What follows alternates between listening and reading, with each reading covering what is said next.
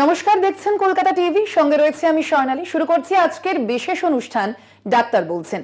আজ world schizophrenia day এবং আজ অবশ্যই আমরা এই স্কিজোফ্রেনিয়া রোগ একটি বিশেষ এবং জটিল মানসিক রোগ, সেই রোগটা কি কারণে হয়, কিভাবে এর নিরাময় করা সম্ভব সে সম্পর্কেই আরো বিশদে জানবো। এই মুহূর্তে স্টুডিওতে আমাদের সঙ্গে উপস্থিত রয়েছেন doctor Debanjan Banerjee, Apollo multi speciality হসপিটালের কনসালটেন্ট নিউরোসাইকিয়াট্রিস্ট। ডক্টর ব্যানার্জি, আপনাকে স্বাগত জানাই আমাদের এই কলকাতা টিভির বিশেষ অনুষ্ঠান ডাক্তার বলছেন। ডক্টর ব্যানার্জি, বোঝাই যাচ্ছে স্কিজোফ্রেনিয়া একটি বেশ জটিল শব্দ, কিন্তু মানে জটিল মানসিক রোগের সঙ্গে জটিল শব্দ। সেক্ষেত্রে প্রথমেই আপনার কাছে জানতে চাইবো যে এই রোগটি কি, কিভাবেই বা হয়ে থাকে, এর মানেটা কি? দর্শকদের সবাইকে আমার নমস্কার। সবার আগে বলবো যে স্কিজোফ্রেনিয়া কথাটা অবশ্যই খুব জটিল এবং বানানটিও জটিল।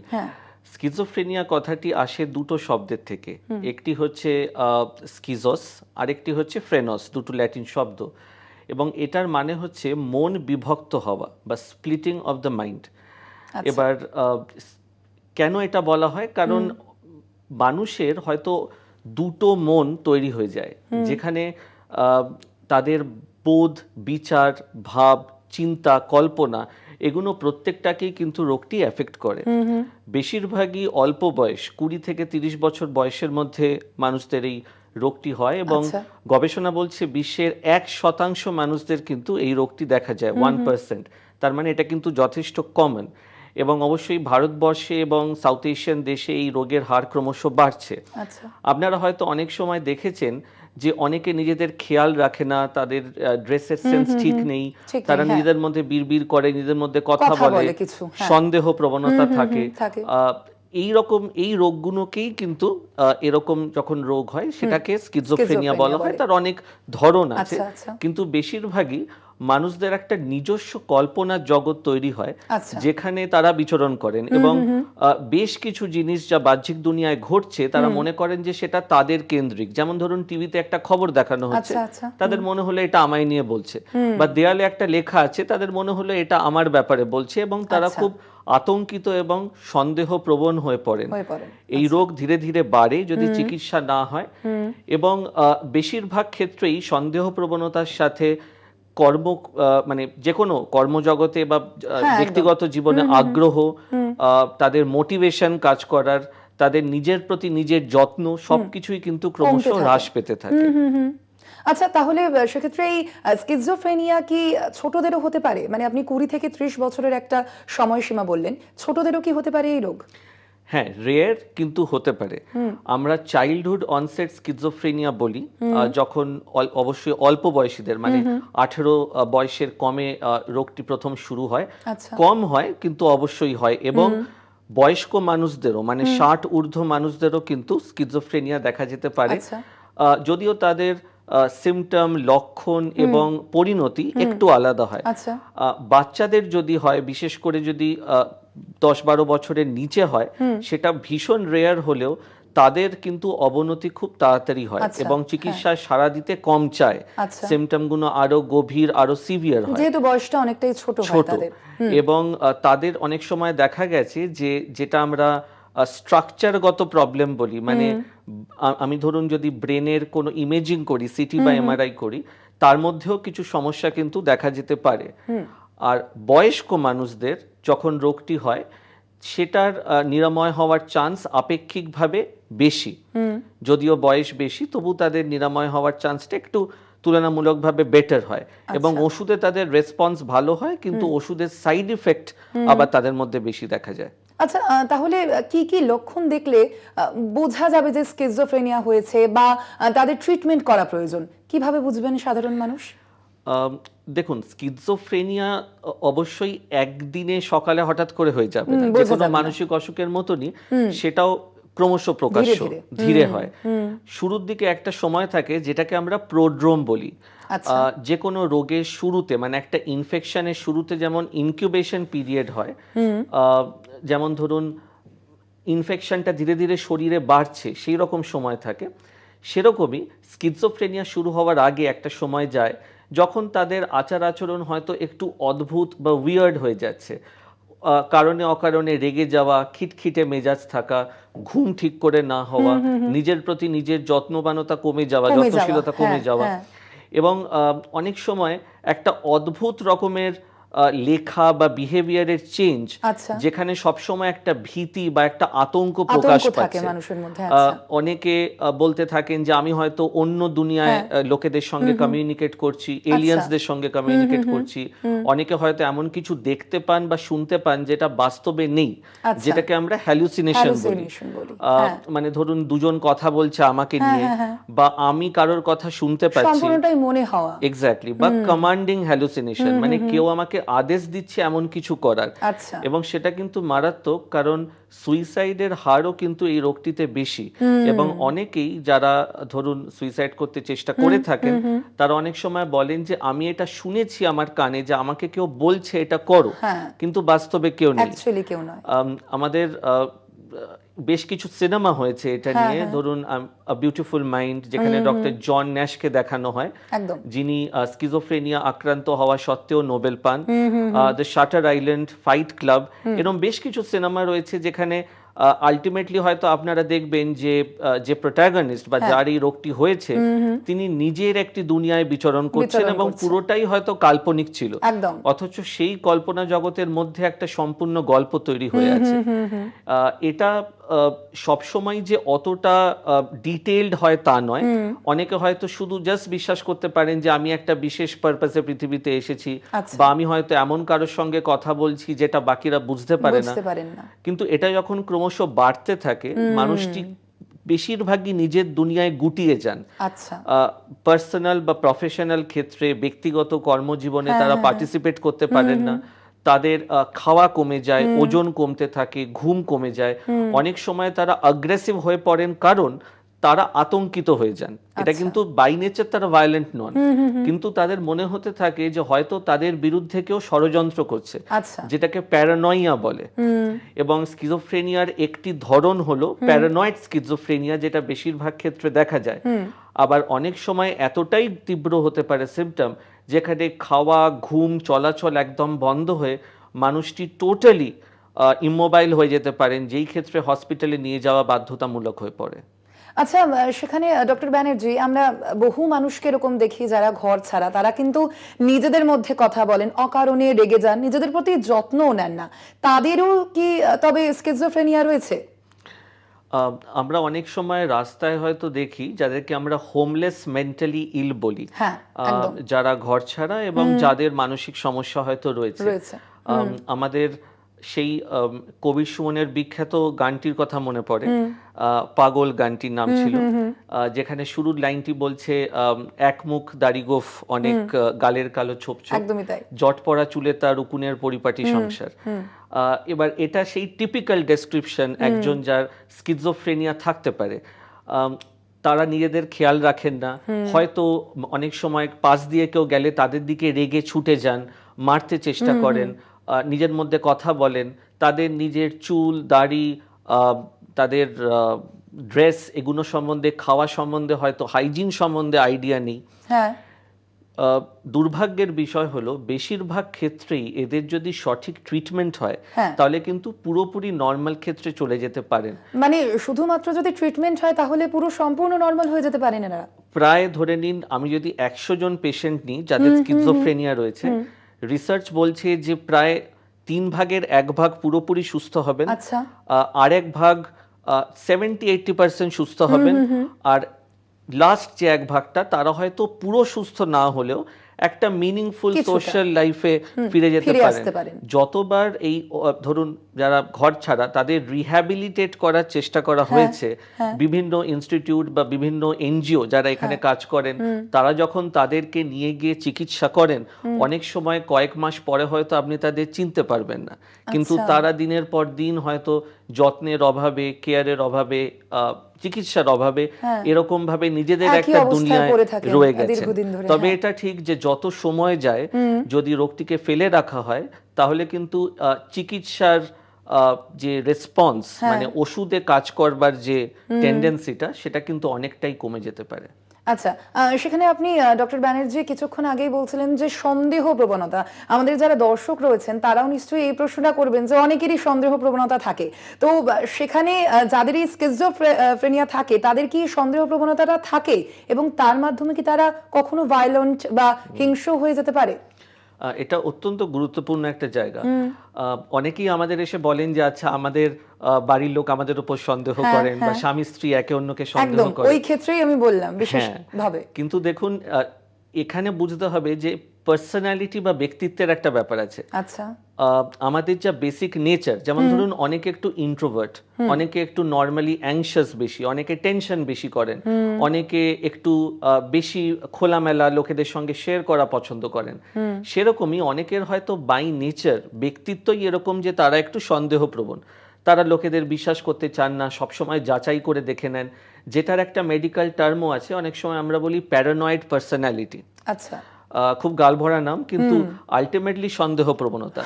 কিন্তু যখন কারোর রোগ হয়, যখন স্কিজোফ্রেনিয়া দেখা দিচ্ছে, তাদের কিন্তু ছোটবেলা থেকেই সন্দেহ প্রবণতা নেই। আচ্ছা, কিন্তু যখন রোগটা শুরু হচ্ছে তখন ধীরে ধীরে ধীরে সমস্যাটা বাড়ে। হ্যাঁ, এবং একটা দেখুন সন্দেহ বলতে এমন হতেই পারে যে কেউ হয়তো অ্যাকচুয়ালি আমাকে মারতে আসছে, কিন্তু এখানে যে সন্দেহ প্রবণতার উৎসটা সেটার মধ্যেই গোলমাল আছে।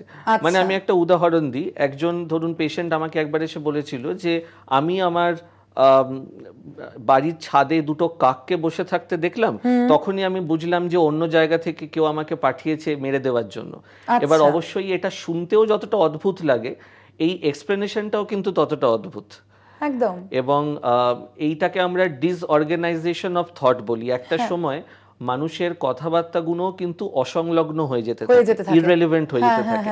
আপনি জিজ্ঞেস করছেন এক, সে বলছে আরেক, মানে সম্পূর্ণটাই যেহেতু কল্পনার ভিত্তিতে সে কোথাও গিয়ে একটা চলছে, সে কারণে আরো তার এই অসংলগ্নতাটা প্রকাশ পায়, মাডেলড হয়ে যায়, চিন্তা ভাবনা কথাবার্তা সবকিছুই যেন হারিয়ে যায়। এবার এখানে আরেকটা জিনিস, যখন আপনি জিজ্ঞেস করলেন, দু ধরনের সিমটম হয়।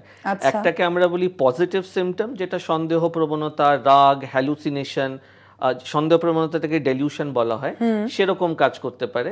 আবার অন্যদিকে অনেক সময় নেগেটিভ সিমটম হয়, যেটায় মানুষ খুব গুটিয়ে যায়, তার কাজ করার ইচ্ছা, কোথাও যাওয়ার ইচ্ছা, কিছু করার ইচ্ছা, সেগুলো টোটালি চলে যায়। সে তখন সম্পূর্ণভাবে নিজের একটা জগতে নিজে চুপচাপ বসে আছে। এর প্রভাব কর্মক্ষেত্রেও পড়বে, আর যদি বাচ্চাদের ক্ষেত্রে হয় তাহলে তার পড়াশোনার ক্ষেত্রেও পড়বে এবং সম্পর্কের ক্ষেত্রেও পড়বে। কারণ একটা বড় জায়গা যেখানে স্কিজোফ্রেনিয়া প্রভাব ফেলে প্রফেশন ছাড়াও হচ্ছে রিলেশনশিপ। একদম, এবং অবশ্যই তাই। এপ্যাথি, যেটাকে আমরা বলি যে ইমোশন, একজন মানুষ যে অন্যজনের প্রতি তার কনসার্ন, সেটা কিন্তু অনেক সময়ই কমে যায় এবং সেটা পরিবারের লোকেদের ক্ষেত্রে একটা বড় চিন্তার কারণ হয়ে দাঁড়ায়। অর্থাৎ যেহেতু সে নিজের মতো একটা নিজের জগতে বিচরণ করে, তখন অবশ্যই তার অন্যান্য যে কাজ সেখানে তার ইনভলভমেন্টটা অনেকটাই কমে যায়। আচ্ছা, আপনি বলছিলেন যে এই রোগের তার মানে চিকিৎসা সম্ভব, তাহলে কতদিন ধরে এই রোগের চিকিৎসা করা হলে তারপরে সেখান থেকে একটা সুরাহা মেলার সম্ভাবনা থাকে? আমি দর্শকদের এখানে বলতে চাই যে যদি কারোর এই রকম রোগ হয়, অনেকেরই প্রাথমিক ধারণা হয়, এবং মানসিক রোগ সম্বন্ধে অনেকটাই তো মিথ এক্সিস্ট করে, অনেক ভুল ধারণা এক্সিস্ট করে, যে হয়তো এই রোগের চিকিৎসা সম্ভব নয় বা ওষুধে হয়তো সাইড ইফেক্ট হয়। প্রথমেই জানিয়ে রাখি যে আগে যে তথ্যটা দিলাম, যে বেশিরভাগ মানুষেরই কিন্তু চিকিৎসায় যথেষ্ট সুফল হয়। পজিটিভ সিমটম যেগুলোকে বলছিলাম, যে সন্দেহ প্রবণতা, রাগ, তারপরে নিজস্ব একটা দুনিয়ায় থাকা, চিন্তা ভাবনা অসংলগ্ন হয়ে যাওয়া, সেগুলো ওষুধে অনেক বেটার সাড়া দেয়। নেগেটিভ সিমটম যেটা, যেখানে গুটিয়ে যাওয়া, নিজের প্রতি নিজের খেয়াল না থাকা, সেলফ কেয়ার, অন্যদের প্রতি কনসার্ন কমে যাওয়া, সেটা কিন্তু আপেক্ষিকভাবে কম কাজ দেয় ওষুধে, কিন্তু তবু কাজ দেয়। তো যদি এরকম সমস্যা কারোর থেকে থাকে, অবশ্যই অ্যাট দ্য আর্লিয়েস্ট ডাক্তার দেখান, সাইকিয়াট্রিস্টকে দেখান। ওষুধ বেশ কিছুদিন কন্টিনিউ করতে হতে পারে। অনেক সময় জাস্ট একটা এপিসোড হয়, হয়তো একটা স্ট্রেস ফ্যাক্টর কিছু কাজ করলো, একটা এপিসোড হলো ধরেন কয়েক মাসের জন্য। প্রথম যদি সেটা দেখা যায়, তাহলে আমরা 6 মাস থেকে 1 বছর অবধি ওষুধ দিই। তারপরে ডাক্তারের পরামর্শ মেনে ধীরে ধীরে ওষুধ কমিয়ে বন্ধ করে দেওয়া হয়। কিন্তু যদি সেটা কন্টিনিউ হয়, বা যদি ধরুন হসপিটালে ভর্তি হওয়ার মতন সিভিয়ার হয়, তাহলে কিন্তু একটা দীর্ঘমেয়াদী সময় ওষুধ চালিয়ে যাওয়াটা বেটার। আচ্ছা, মেডিসিন, ইনজেকশন, দু ধরনের ট্রিটমেন্টই রয়েছে, এবং তার সাথে কাউন্সেলিং এবং পরিবারের ইনভলভমেন্ট। কারণ ভীষণ একজন যখন গুরুত্বপূর্ণ। কাজ করতে চাইছেন না, শুধু ওষুধ দিয়ে জোর করে তাকে কাজ করানো যায় না, তাকে মোটিভেট করার জন্য বা ইন্টারেস্ট আনার জন্য কিন্তু ভোকেশনাল রিহ্যাব বলে যে কথাটা হয়, যে তাকে কর্মক্ষেত্রে ফিরিয়ে আনার জন্য যতটা উৎসাহ দেওয়ার প্রয়োজন, কাউন্সেলিং এর মাধ্যমে, সাপোর্টের মাধ্যমে, এবং ধরুন তাকে ধীরে ধীরে কাজের মধ্যে নিয়ে গিয়ে সেইগুলো ওষুধের মতন সমান জরুরি। এবং সবকিছু যদি একসাথে ট্রিটমেন্ট হয়, যেটাকে একটা হলিস্টিক কম্প্রিহেন্সিভ ট্রিটমেন্ট আমরা বলি, তাহলে বেশিরভাগ মানুষই কিন্তু সুফল পান। অর্থাৎ বোঝাই যাচ্ছে আমাদের দর্শকদের নিশ্চয়ই, যদি কোথাও এই প্রশ্নটা আসে যে স্কিজোফ্রেনিয়া এটা আদৌ কি এই রোগটা সারা সম্ভব, অর্থাৎ বোঝাই যাচ্ছে ডক্টর ব্যানার্জি যে এই রোগটা কিন্তু সারা সম্ভব। কিন্তু আমার আরো একটা জায়গায় প্রশ্ন আছে যে পুরুষ এবং মহিলা উভয়ের ক্ষেত্রেই কি এই রোগটি বেশি দেখা যায়, নাকি সেখানেও কিছু ডিফারেন্ট ব্যাপার রয়েছে? হ্যাঁ, দুজন পুরুষ মহিলা দুজনেরই রোগটি হয়, বলতে পারেন অলমোস্ট সমানভাবেই হয় যদি আপনি গবেষণার দিকে তাকান। কিন্তু এখানে যেটা দেখা যায় যে মেনোপজের পরে মহিলাদের ক্ষেত্রে যখন শরীরে হরমোন, ইস্ট্রোজেন হরমোনের অভাব ঘটে এবং এফেক্ট কমে যায়, তখন এই সমস্যাটা হওয়ার চান্স কিন্তু বেশি। মানে ধরুন আগে যাদের হয়ে থাকে তাদেরও রিল্যাপস করার চান্স থাকে বেশি, আবার নতুন করে অনেক সময় একটু 50 ঊর্ধ্ব বয়সে কিন্তু এটা হতে পারে। এটা একটা থিওরি, সবসময় যে এটা খাটে তা নয়। আবার ধরুন প্রেগন্যান্সি বা ডেলিভারি, যাদের এই রিস্কটা আছে বা যাদের ধরুন স্কিজোফ্রেনিয়ার একটি এপিসোডও আগে ঘটেছে, তাদের কিন্তু প্রেগন্যান্সি আর ডেলিভারির পরে এই রোগটি বৃদ্ধির চান্স অনেক। এবং আমি অ্যাডভাইস করব যে যদি কারোর এটা হয়ে থাকে, তাহলে অন্তত এই সময়টা যেন রেগুলার তার সাইকিয়াট্রিস্টের সঙ্গে একটা টাচে থাকেন, পরামর্শ যেন নেন, পার্টিকুলারলি ডেলিভারির পরে। কারণ প্রেগন্যান্সির সময় তো হরমোনের যথেষ্ট আপ এন্ড ডাউন হয়, আবার ডেলিভারির পরে একটা মেজর চেঞ্জ হয়। তো ধরুন কোন ওষুধ নেওয়া যাবে, কতটা নেওয়া উচিত, ডেলিভারির পরে বাচ্চাকে ব্রেস্ট ফিডিং করানোর সময় কোন কোন মেডিসিনগুলো প্রযোজ্য, সেইটা সব সময় তার গাইনিকোলজিস্ট, পিডিয়াট্রিশিয়ান এবং সাইকিয়াট্রিস্টের সঙ্গে যৌথভাবে আলোচনা করে একসাথে ডিসিশন নেওয়ার প্রয়োজন। আচ্ছা, আপনি বলছিলেন যে অবশ্যই এই রোগ যদি কারোর হয়ে থাকে তাহলে পরিবারের ক্ষেত্রে অনেকটা প্রভাব পড়ে, তাহলে তার পরিবারের সদস্যদের কতটা পাশে দাঁড়ানো দরকার, আপনার কি মতামত ক্ষেত্রে? আমার মনে হয় পরিবারের দায়িত্ব বলুন, রোল বলুন, রেসপন্সিবিলিটি বলুন, সেটা একজন ডাক্তারের মতনই। আমরা প্রায় বলি স্কিজোফ্রেনিয়ার মতন একটি অসুখের ক্ষেত্রে যেটা ক্রনিক, মানে অনেক দিন ধরে চলে, জটিল, এবং তার অনেক রকমের ডাইমেনশন রয়েছে, অনেক রকমের সিম্পটম আছে, সেখানে কিন্তু শুধু মানুষটি যে আক্রান্ত তিনি ভুগছেন না, পরিবার সঙ্গে সঙ্গে যারা থাকেন, অবশ্যই তাই। এবং একটা বড় সমস্যা হলো, যেটা আমরা আগে আলোচনা করিনি, সেটা হচ্ছে ইনসাইট কথাটার মানে হলো যে আমার যে অসুখটা হয়েছে সেটার ব্যাপারে আমি ওয়াকিবহল কিনা, আমি জানি কিনা যে আমার অসুখ হয়েছে, সমস্যা হচ্ছে কিছু, বোঝাই যাবে না হয়তো কিছু সময়। এক্স্যাক্টলি। এবার একজনের যে মানসিক অবসাদ বা ডিপ্রেশন আছে, সে হয়তো ডাক্তারকে গিয়ে বলবে যে আমার চিকিৎসা প্রয়োজন, কিন্তু এই ক্ষেত্রে যাদের স্কিজোফ্রেনিয়া থাকে বেশিরভাগ ক্ষেত্রেই তারা কিন্তু চিকিৎসা নিতে চান না। তারা বলেন আমি তো ঠিক আছি, আমার কোনো প্রবলেম নেই, কোনো সমস্যাই মনে হয় না, এবং ওষুধ নিতে চান না। এবং অনেক সময় হয় যে আমরা হয়তো তাকে ঠিক করেছি, তারপরে সুপারভিশনের অভাবে ওষুধ বন্ধ করে রিল্যাপস করলো। এই জন্য পরামর্শ এগেনস্টে ওষুধ বন্ধ করা কিন্তু কখনোই ঠিক নয়।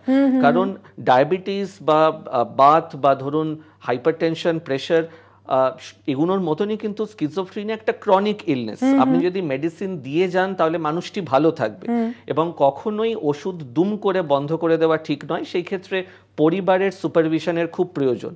এবং এটাও বোঝা দরকার যে যেরকম ভাবে অনেক সময় সিনেমায় বা টিভিতে দেখানো হয়, যারা স্কিজোফ্রেনিয়া আক্রান্ত তারা কিন্তু বাই নেচার অ্যাগ্রেসিভ বা ভায়োলেন্ট নন। তো সবকিছুই যে একটা ডার্ক, একটা খুব তারা রেগে যান তা কিন্তু নন, বরং তারা সবসময় ভয় থাকেন, কারণ তাদের একটা সন্দেহ প্রবণতা থাকে, আতঙ্কে থাকেন তারা সবসময়। এক্স্যাক্টলি। তো সেই ইমোশনাল সাপোর্টটা দেওয়া, তাকে তার পাশে থেকে বলা যে ঠিক আছে আমরা তোমার সাথে আছি, এবং যদি তার সে খুব উইথড্রন হয়ে যায়, সে কারোর সঙ্গে কথা বলছে না, একটা ঘরে চুপচাপ রয়েছে। আমরা অনেক সময় দেখি ফ্যামিলিও হাল ছেড়ে দিয়েছেন, তার সঙ্গে বেসিক মিনিমাম কথাবার্তা বা খাবার দেওয়া ছাড়া হয়তো তাদের কোনো সম্পর্কই নেই। কিন্তু এটা মাথায় রাখতে হবে যে মন কিন্তু জটিল যেরকম সেরকম সাপোর্টে যথেষ্ট ভালো কাজ করে। তো ওষুধ ছাড়াও পরিবার রোগটার ব্যাপারে জানা, ডাক্তারের সঙ্গে কথা বলা, পুরো ডিটেলস যে কতদিন ট্রিটমেন্ট লাগবে, কি ট্রিটমেন্ট লাগবে, কি স্টেজে আছেন, এবং ধীরে ধীরে তাকে স্বাভাবিক জীবনে এবং স্বাভাবিক সম্পর্কের দিকে ফিরিয়ে নিয়ে যাওয়া, তার পিছনে পরিবারের অবদান কিন্তু খুব গুরুত্বপূর্ণ। মানে পরিবার পাশে দাঁড়ালে অবশ্যই সেই মানুষটাও আরো দ্রুত হয়তো রিকভার করবে। এবং এটা কিন্তু রিসার্চ প্রুভেন যে ফ্যামিলি সাপোর্ট এবং ফ্যামিলির এই রোগের ব্যাপারে আইডিয়া যদি ঠিক করে না থাকে তাহলে স্কিজোফ্রেনিয়ার সঠিক চিকিৎসা এবং ভালোভাবে ঠিক হওয়া কিন্তু খুব ডিফিকাল্ট। আচ্ছা ডক্টর ব্যানার্জি, তাহলে আমাদের দর্শকরাও নিশ্চয়ই জানতে চাইবেন এই বিষয়টা, যে আপনি কিছুক্ষণ আগে বলছিলেন যে মায়েদের অর্থাৎ যারা প্রেগনেন্ট থাকেন তাদের যদি এই রোগটা হয় তাহলে তাদের ডেলিভারির পরে যথেষ্ট সুপারভিশনে থাকতে হয়, আর সেখানে যারা সন্তানরা হয় তাদের কি এই রোগটা কোনোভাবে আসার সম্ভাবনা বা আশঙ্কা থাকে? মানে আপনি জিজ্ঞেস করছেন এটি জেনেটিক কিনা? হ্যাঁ, একদমই তাই। দেখুন, এটা এমন একটা প্রশ্ন যেটা অনেক পেশেন্টরা আমাদের এসে জিজ্ঞেস করেন, এবং স্বাভাবিকভাবেই যখন একটা জটিল রোগ মানুষের মনে হতে পারে যে আমার থাকলে আমার সন্তানদের থাকতে পারে, এখানে বলা প্রয়োজন। এই প্রসঙ্গে একটা কথা বলি যে অনেকে ভাবেন যে যাদের এই জটিল রোগ হয়েছে বা স্কিজোফ্রেনিয়া হয়েছে তারা হয়তো স্বাভাবিক মা বাবা হতে পারবেন না। এটা কিন্তু পুরো ভুল। আমরা এমন অনেক মহিলাদের দেখি যাদের এই রোগ হওয়া সত্ত্বেও তারা কিন্তু মা হয়েছেন এবং তাদের বাচ্চাদের ঠিক কেয়ার নেন। যেখানে সমস্যা হয় অনেক সময় যে যেহেতু এই ইমোশনাল কানেকশনটা স্কিজোফ্রেনিয়ায় এফেক্টেড হয়, তো মা বাচ্চার যে বন্ডটা সেটা কিন্তু অনেক সময় একটু কম্প্রোমাইজ হয়, এবং এটা কিন্তু বাচ্চাদের ওপরে ইনডিরেক্টলি তার মানসিক বিকাশের ওপরে এফেক্ট ফেলতে পারে।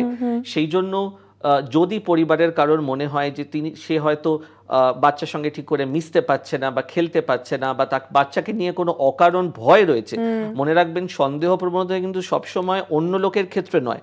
আমার বাচ্চার কিছু হয়ে যাবে, বাচ্চা কিছু অসুখ হয়ে পড়বে, বা একটা আবার কল্পনা বাচ্চাকে নিয়ে, সেটাও কিন্তু ক্ষতি করতে পারে। তবে হ্যাঁ, স্কিজোফ্রেনিয়া 1-to-1 জেনেটিক নয়। মানে ধরুন থ্যালাসেমিয়া বা হিমোফিলিয়ার মতন যেমন আমরা একটা প্রেডিক্ট করতে পারি যে এই বাবা মায়ের হলে ছেলে মেয়েদের 8% চান্স হবেই, স্কিজোফ্রেনিয়া শুধুমাত্র কিন্তু কিছু জিন ইনহেরিট করে হয় না। বস্তুত বেশিরভাগ পেশেন্ট যাদের আমরা এই রোগটি দেখি তাদের বাবা মায়ের বা ছেলে মেয়ের কিন্তু হয়তো এই রোগটা নেই বা হবে না। তবে হ্যাঁ, জেনেটিক একটা এফেক্ট থাকে, এবং আপনার পরিবারের বা ফ্যামিলির যতজনের এই রোগটা আছে, যত বেশি জনের আছে ততই আপনার রিস্কটা বেশি। কিন্তু হ্যাঁ, আরো অনেক ফ্যাক্টর, জন্ম থেকে নিয়ে তার আপব্রিঙ্গিং, স্ট্রেস, ভাইরাল ইনফেকশন, এই অনেক ফ্যাক্টরের ওপরেও কিন্তু রোগটি নির্ভর করে, শুধু জেনেটিক না। আচ্ছা ডক্টর ব্যানার্জি, সেখানে আরো একটা প্রশ্ন স্বাভাবিকভাবেই আসে যে যদি কোনো রোগী তারা এই স্কিজোফ্রেনিয়া থেকে ধরুন রিকভার করে গেল, তার পরবর্তীতেও কি তাদের আবারও আশঙ্কা থাকে এই রোগটিতে আক্রান্ত হওয়ার? যেহেতু এটা একেবারেই মনের একটা বিষয়, মানসিকভাবে একটা অন্যরকম রোগ, সেখানে তাদের কি এরকম কোনো আশঙ্কা থাকে? দেখুন, স্কিজোফ্রেনিয়া মানসিক অসুখ হলেও আর 5টা মানসিক অসুখের মতন তার কিন্তু শারীরিক ইফেক্টও আছে।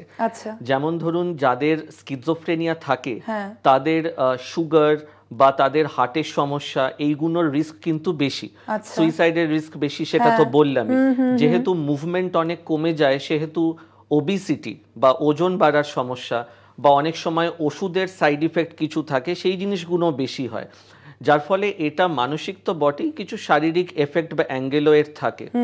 তবে এটা একটি ক্রনিক অসুখ, যেটা আগেই বলেছিলাম। রিল্যাপস যেটাকে আমরা বলি, যে বারবার রোগটির ফিরে আসা, সেটা কিন্তু যথেষ্ট কমন, এবং মেডিসিন বন্ধ করে দেওয়া এর প্রধান কারণ।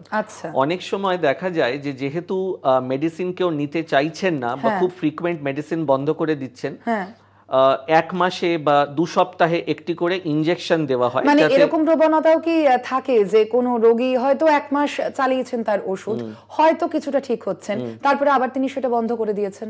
হ্যাঁ, তাহলে কি সেটা আরো বাড়তে পারে? প্রায়। এবং বেশিরভাগ পেশেন্টদেরই প্রথমেই আপনাকে বললাম যে তাদের সেই জিনিসটা থাকে না যে আমি অসুস্থ বা আমায় ওষুধটা নিতে হবে। তো অনেকেই যখন সুস্থ হয়ে যান নানা রকম কারণে মনে হয় যে আমি ওষুধটা নেব না বা ওষুধটা বন্ধ করে দেবো, করে তারপরে আবার রিল্যাপস হয়। তো সেই জন্য ওষুধ বন্ধ করে দেওয়ার আগে আপনার ডাক্তারের সঙ্গে পরামর্শ করে নেওয়া, এবং ডাক্তার বললেই ওষুধটি বন্ধ করবেন, তা নইলে কিন্তু এই রোগ বারবার ফিরে আসতে পারে। আর মেডিসিন যদি কন্টিনিউ চালানো যায়, এবার কোন পেশেন্টের কতদিন চালাতে হবে সেটা অবশ্যই ভ্যারি করবে, কিন্তু তাদের কতটা জটিল, কতটা সিভিয়ার, হসপিটালাইজ করতে হয়েছে কিনা। কিন্তু আবারই বলবো যে ধরুন সুগার, প্রেসার, থাইরয়েডের মতন মেডিসিন কিছু লোকের বন্ধ করা যায়, বেশিরভাগ লোকেরই কিন্তু একটি অনির্দিষ্ট কালের জন্য ওষুধ চালাতে হয়। তবে সেটা কতদিন, কি তার সাইড ইফেক্ট, সেটা একটা কনস্ট্যান্ট ডিসকাশনের মধ্যে থাকা প্রয়োজন আপনার ডাক্তারের সাথে। একদমই, অর্থাৎ বোঝাই যাচ্ছে ডক্টর ব্যানার্জি যেমনটা আমাদের বললেন যে এই যে স্কিজোফ্রেনিয়া রোগ, অবশ্যই ওয়ার্ল্ড স্কিজোফ্রেনিয়া ডেতে আমাদের যারা দর্শক, আপনারা যারা দেখছেন এই অনুষ্ঠানটি, তারা নিশ্চয়ই বুঝতেই পারছেন যে এই রোগটা হয়তো কিছুটা জটিল, তবে এই রোগ থেকেও কিন্তু ভালো হওয়া যায়। অবশ্যই ডক্টর ব্যানার্জি, আমাদের এই ডাক্তার বলছেন বিশেষ অনুষ্ঠানে থাকার জন্য আপনাকে ধন্যবাদ। এবং আপনাদের উদ্দেশ্য অবশ্যই আমাদের একটা বার্তা তো থাকবেই যে ডাক্তার বলছেন যে কারণে আপনাদের জানানো বিভিন্ন যে আলোচনা, বিভিন্ন রোগের যে আলোচনা, অবশ্যই সে সম্পর্কে আপনারা আরো ভালোভাবে অবহিত হন। অবশ্যই যদি আপনাদের কিছু সমস্যা থাকে, অবশ্যই ডাক্তারের কাছে পরামর্শ নিন। আজ এ পর্যন্তই ডাক্তার বলছেন। দেখতে থাকুন কলকাতা টিভি, রাত দিন 7 দিন।